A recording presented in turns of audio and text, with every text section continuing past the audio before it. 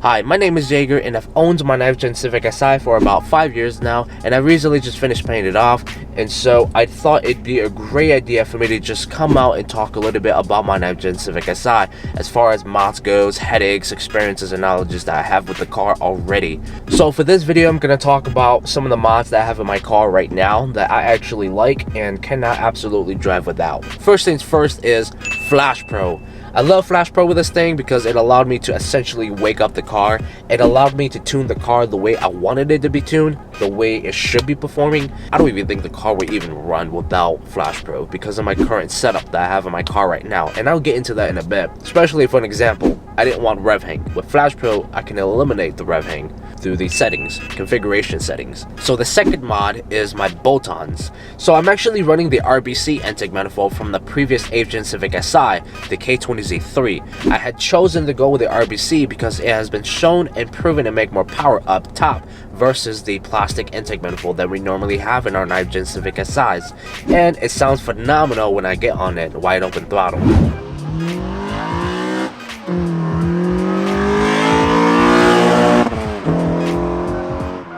When I'm normally doing wide open throttle pulls, it's normally up in the higher RPM range anyways, and it pulls a lot harder versus the plastic intake manifold that we normally have in our 9th Gen Civic Si. I'm also running 410cc RDX injectors because I don't plan on doing boost anytime soon. I'm working on trying to get my life together, and then I'll get into that. And I'm also running the Acuity 3.5-inch cold air intake on my car, and I had no idea it sounded so good just casually cruising. Like with the windows rolled down, I can literally hear my cold air intake sucking in air.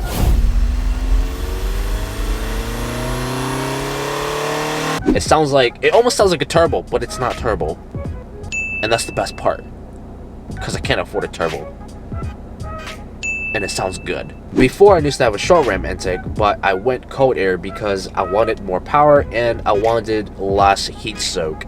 And this cold air intake made by Acuity does the job just fine. Oh, and I also forgot to mention I'm running the Ktuned coolant bypass on my car, and along with the thermal gasket that I have for my RBC intake manifold and my throttle body. Both had thermal gaskets. Now, as far as the thermal gasket for the intake manifold, I'm using the RSX Type S K20 thermal gasket, and it fits just fine for the RBC to the K24 Z7 head. Now, for my exhaust, it's fully custom.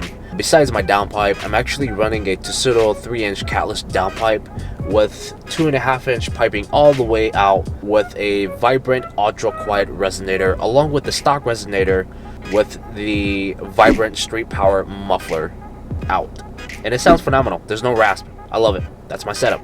So the third mod is the tune.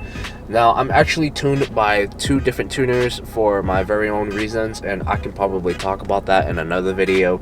But yeah, I'm tuned by 2 different tuners.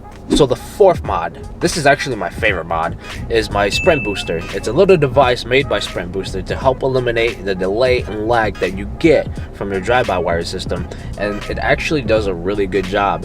It doesn't really show it on video too well.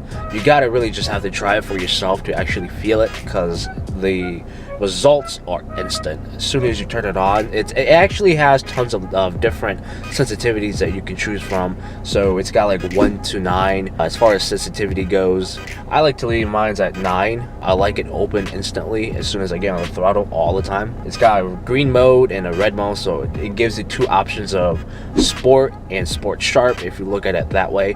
I always leave it on sport sharp. Now, for my 5th mod is my Acuity Shifter. So what I like about this Acuity Shifter is that it's totally 100% adjustable. I can adjust the height, I can adjust the throws.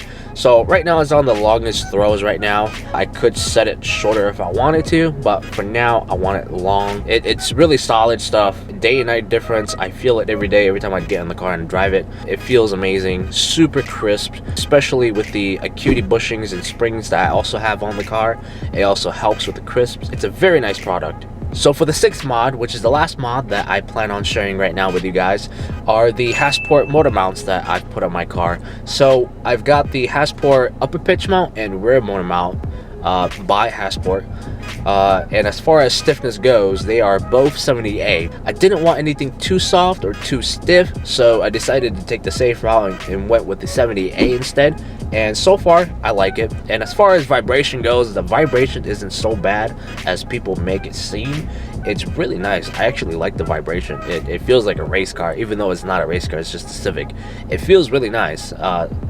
There's times where I wish I would have went like a little bit stiffer. Maybe I should have just went all out and went 94A. Next time on the list, I'll definitely just go 94A because I like the vibration. The best part about the upgraded motor mounts also is they help reduce wheel hop, and it also helps reduce the chances of my downpipe cracking, which is really nice and to have on the safe side. And that's it for this video, so I guess I'll come up with another topic to talk about on the next video. So until then, Jaeger is out.